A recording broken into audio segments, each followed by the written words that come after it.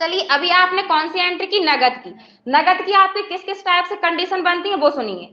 पहली तो नगद माल खरीदा, तो एंट्री क्या होगी, बाय परचेज टू कैश। क्यों, क्योंकि कैश आपके पास से जा रहा है, जो जाता है उसे टू करते हैं। और अगर आप ऐसे कंफ्यूज हो रहे हो तो जब भी आप माल खरीदेंगे तो बाय में हमेशा आपका परचेज ही आएगा। बाय में, टू में के लिए कंडीशन चेंज होती है आपकी।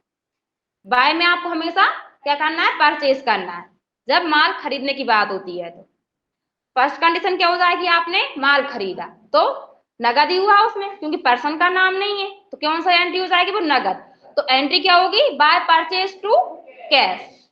सेकंड कंडीशन आपकी होती है कि आपने नगद माल खरीदा, तो इसमें तो साफ साफ समझ आ रहा है कि नगद एंट्री है, तो by purchase to cash. Second आती है आपकी, पर्सन का नाम भी होता है एंट्री में और नगद भी होता है। जैसे कि रोहित से नगद माल खरीदा, तो नगद आ रहा है, तो क्या एंट्री हो जाएगी, नगद वाली। तो by purchase to cash. Clear है इतना। हाँ, कैश मीन्स बेचना नहीं होता, कैश मतलब जा रहा है अपने पास से खरीदने के बदले में। अब अपन यहाँ पे एंट्री और भी करते हैं, बैक चलते हैं। अब आपकी सेकंड कंडीशन बनती है, आप सभी स्टूडेंट यहाँ पे जितने भी बैठे हैं उनमें से 50% स्टूडेंट तो कम से कम फोन पे, पेटीएम या नेट बैंकिंग का यूज करते होंगे। करते हैं, ठीक है, अधिकतर स्टूडेंट करते होंगे।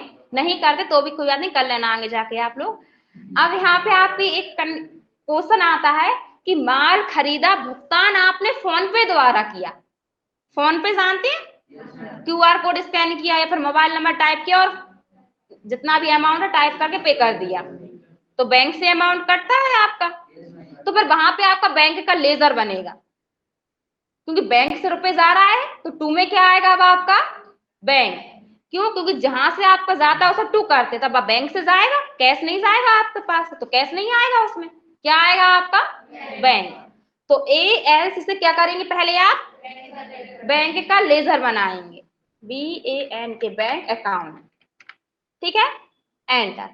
एलाइज में आप बैंक का जो नाम रहेगा, जो भी नाम है बैंक का, या फिर आप उपनाम दूसरा कुछ नाम देना चाहते हैं वो दे देंगे आप, एंटर। अब ये अंडर में कहा जाएगा, बैंक में। कल हमने बताया था कैपिटल का, बैंक का, परचेस और सेल, ये जिस नाम से लेजर बनते हैं उसी के अंडर में जाते हैं। तो अपन ने बैंक का लेजर बनाया तो अंडर में कहा जाएगा, बैंक में।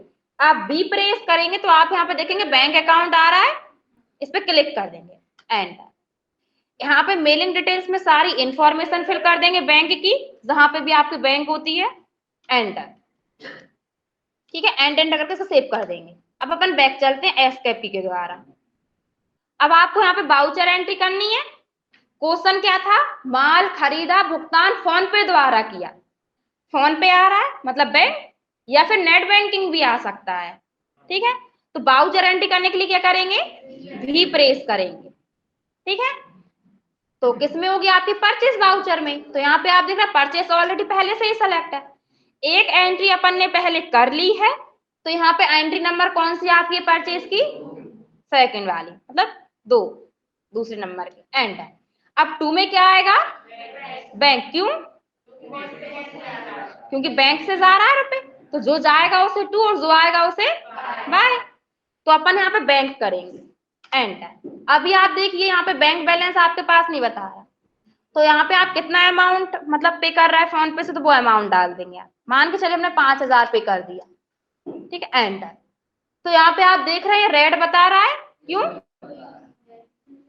क्योंकि बैंक में रुपए ही नहीं है, अकाउंट में पैसे ही नहीं है, आपके पैसे नहीं होते रुपए होते हैं, मतलब आपके पास रुपए नहीं है और आपने खर्च कर दिए तो माइनस में तो बताएगा ही, ठीक है। अपन आगे की क्लास में रुपए जमा करना भी सीखेंगे तो आपको ये नॉर्मल बता देगा फिर। अब बाय में क्या आएगा आपका, परचेज, एंटर। एंटर करेंगे, नरेशन क्या आएगी आपकी, बाय बैंक, ठीक है। Being goods purchase, being goods purchase,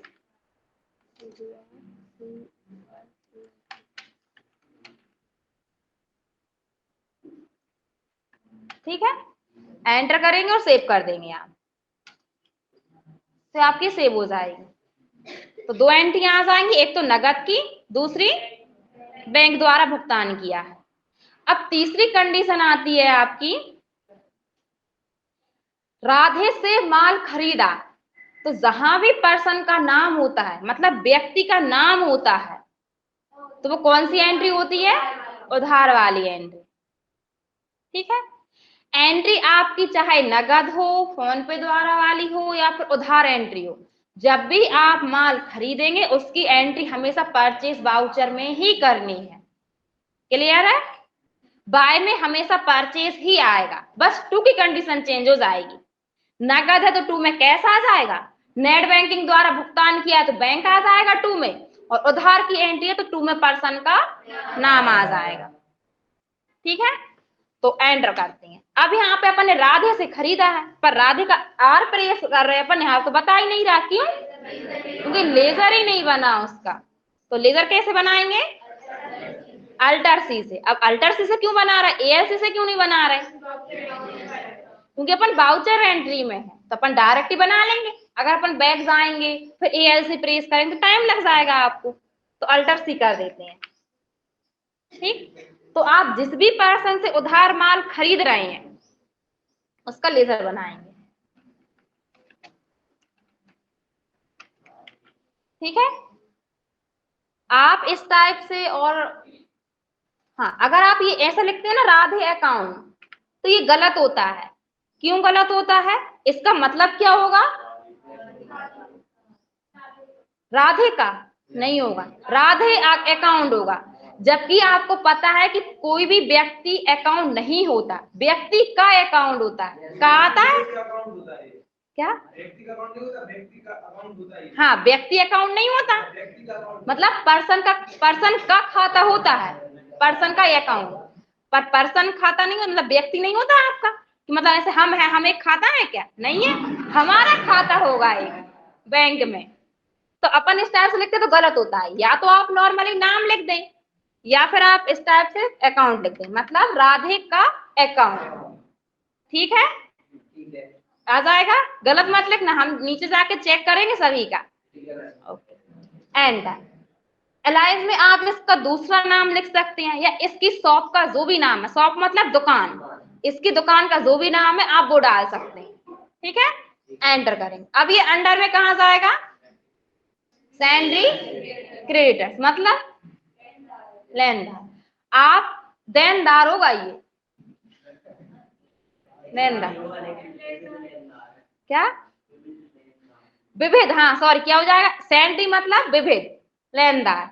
आप यहाँ से क्या करेंगे, वो आपसे रुपए लेगा, क्योंकि आपने माल खरीदा है तो वो आपसे रुपए लेगा भविष्य में। जब भी आप किसी पर्सन को भविष्य में रुपए देंगे तो सैलरी क्रेडिटर्स में जाएगा, मतलब विभिन्न लेनदार। एंटर कर देंगे। हाँ, अब यहाँ पे एंटर करेंगे, फिर यहाँ पे आपका आएगा डिफॉल्ट करंट पीरियड, मतलब आपको उस पर्सन ने टाइम दिया है कि आप 2 मंथ बाद या 3 मंथ बाद हमें रुपए लौटा देना, क्योंकि अपन ने उससे उधार माल खरीदा है तो कभी तो अपन उससे रुपए लौटाएंगे।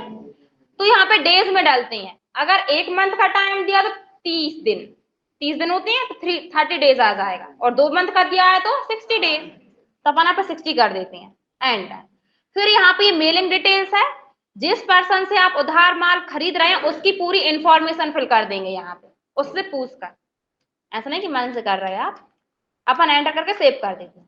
तो देखिए 2 में आ गया राधे, और कितने रुपए का आपने उधार माल खरीदा वो अमाउंट डाल देंगे, 20,000 का। यहाँ से आप न्यू रिफिलर रहने देंगे, तो आपने यहाँ पे 60 दिन लिए, तो किस दिन को पूरे हो जाएंगे? वो 31 मई को। 31 मई को आपको उसके रुपए लौटाने रहेंगे। एंटर करके से सेव कर देंगे। बाय में क्या आ जाएगा? परचेज। अब यहाँ पे नरेशन लिखते हैं, बीइंग गुड्स परचेज,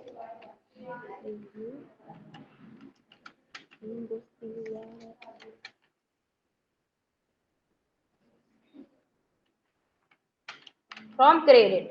ठीक है, क्रेडिट मतलब उधार माल खरीदा है। एंटर करके इसको सेव कर देंगे। तो आपकी हमने आज 3 एंट्री बताई है परचेज की, कर लेंगे। क्वेश्चन लिखिए,